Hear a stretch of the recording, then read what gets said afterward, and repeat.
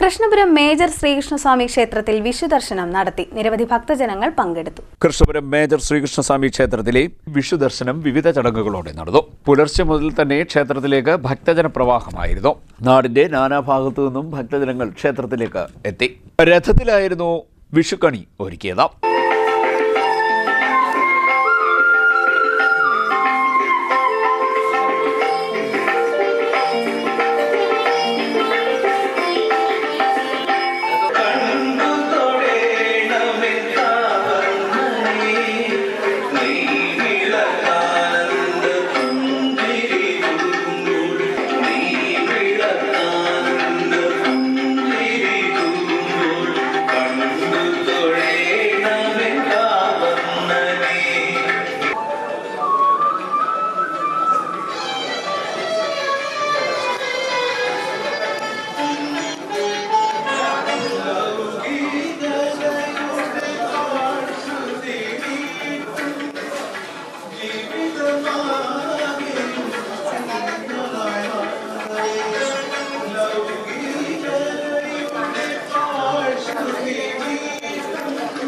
ശ്രീകൃഷ്ണവേഷം ധരിച്ച കുട്ടികളും എത്തിയിട്ടുണ്ടായിരുന്നു.